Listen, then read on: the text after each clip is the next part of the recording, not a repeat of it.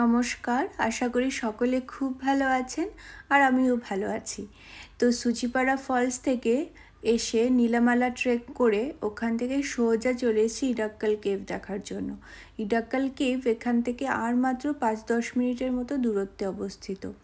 তো আমাদের ওখানে ট্রেকিং করতে যেহেতু অনেকটাই সময় লেগেছে, ইডাক্কাল কেভটা কিন্তু 4টের সময় ক্লোজ হয়ে যাবে, তাই জন্য জলদি করে আসা আর কি, যদি গিয়ে কোনোভাবে দেখতে পারি।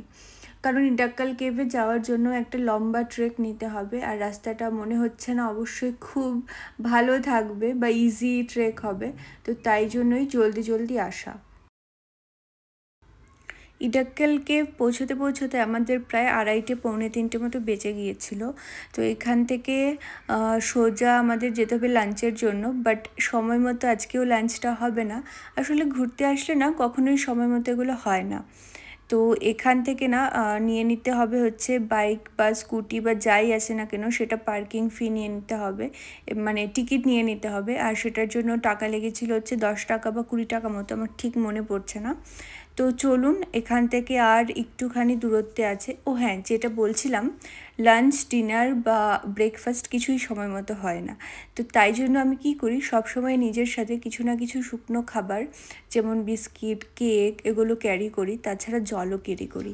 তো আমি সাজেস্ট করব, আপনারা যখনই এরকম কোনো ট্রেকে যাবেন বা ঘুরতে যাবেন যেখানে একটুখানি হেঁটে পৌঁছতে হয়, সেখানে কিন্তু অবশ্যই খাবার ক্যারি করবেন, কারণ অনেকেরই তো বাইরের খাবার সহ্য হয় না, আর সব জায়গায় সব রকম ভালো মতো খাবার পাওয়াও যায় না। তো তাই জন্য আমি সাজেস্ট করব, সাথে কিছু যদি খাবার নিয়ে যান তাহলে একটু হলেও রক্ষে পাবেন।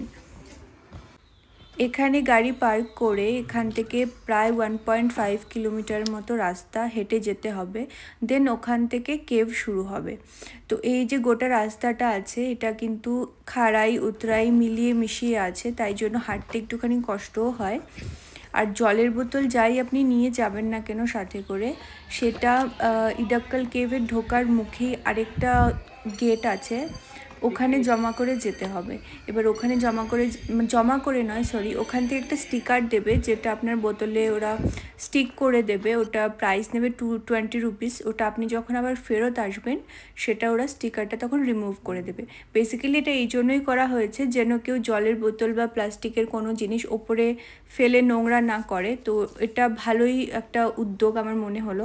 আপনি নিয়েও যাচ্ছেন, জল খেতেও পারছেন, কিন্তু আপনি ওটা ওখানে ফেলে ওটাকে মানে ডাস্টবিন করতে পারবেন না। তো চলুন যাওয়া যাক ওপরে। এই তো আস্তে আস্তে ওপরের দিকে এবার উঠে চলেছি। তো প্রথমে যে জায়গাটা আসে, ওই জায়গাটা দিয়ে একটুখানি কষ্ট হয়ে উঠতে, তারপর সব জায়গাটাই ইজি, মানে সিঁড়ি মতো করে দেওয়া আছে, তো সিঁড়ি দিয়ে উঠে গেলেই হবে। বাট এন্ট্রি পয়েন্টে একটুখানি কষ্ট আছে, ওটা মানে খুব সাবধানে উঠতে হবে। তো চলে তো এসছি, শুনেছি এটা ভীষণ একটা পুরনো কেভ, আর এটার সাথে অনেক হিস্ট্রি জড়িয়ে আছে। তো চলুন আস্তে আস্তে যাই, জানবো, আপনাদেরকেও জানাবো। আর ওয়েনাতে যদি কখনো আসেন তাহলে এই জায়গাটাতে কিন্তু আসতে ভুলবেন না, কারণ এটার সাথে অনেক ইতিহাস জড়িয়ে আছে।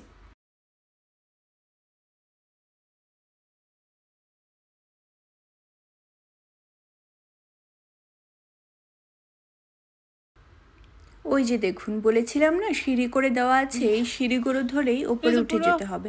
তো খুব একটা সমস্যা হয় না, মাঝখানে শুধু একটুখানি পাথরের রাস্তা থাকে, বাকি প্রায় পুরোটাই সিঁড়ি করা আছে।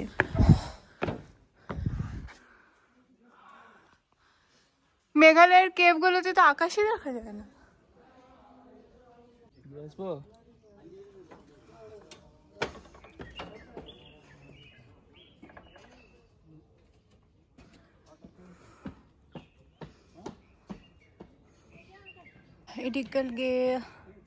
এডিক্যাল কেভে এসে এটা হচ্ছে এক্সিট পয়েন্ট।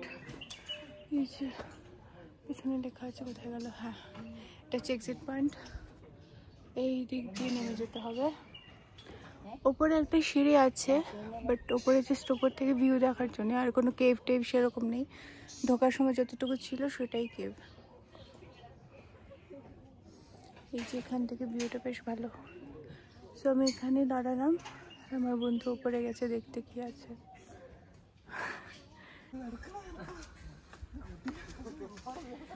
তো আমি আসবো না বলে উপরে উঠে আসছি। আর এই যে ওপর থেকে এরকম ভিউ। ওপরে উঠে ভিউটা দেখে আমার জাস্ট চোখ জুড়িয়ে গেল। কেন যে তখন উঠে এলাম না। তো চলুন, এখানে এসে দেখি বড় একটা সারপ্রাইজ আমার জন্য অপেক্ষা করছে। আসল গুফাটা বা আসল কেভটা তো এখানেই আছে। চলুন যাই ভেতরে, দেখি কি কি আছে আর কি কি ঐতিহাসিক জিনিস আছে। So finally I am in the cave.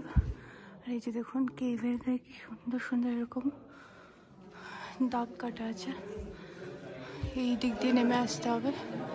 So পুরো কেভটা দেখতে গেলে বেসিক্যালি ওই ওপর থেকে নিচে, নিচে থেকে ওপরে আসতেই হবে, আদারওয়াইজ কেভটা এইটুকুনি।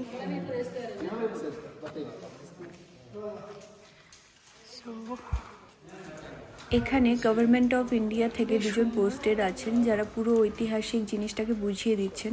চলুন ওদের থেকে শুনে নেওয়া যাক। Peacock, yeah. Round figure, sir? yes, yes, okay. Lady figure. Oh, these are 6,000 years old. 6,000 years old, all these things. It's made by tribals. Neolithic tribe. Neolithic tribals, okay. So they used to communicate with this, Pictures. It's beautiful.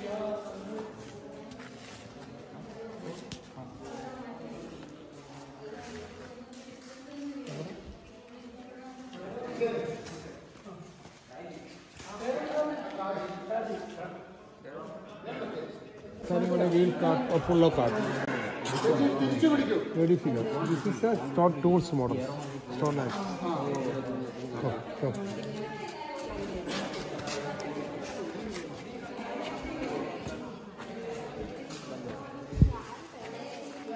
Two scripts are two languages. First in Tamil and second Sanskrit. Second one, Yeah. Sanskrit. Old Tamil and old Sanskrit. Okay. Both are same period, 2,300 years. First name means a man who killed a lot of tigers. Oh, man. Second name Sanskrit means a famous king Vishnu Varma lived here. Different time, different life group. Okay. This cave height above sea level 4,000 feet. Undiscovered 1894, Malabar Police Superintendent Frederick Fawcett. Okay. Superintendent, he found this cave. Oh, he found, I mean, he discovered this.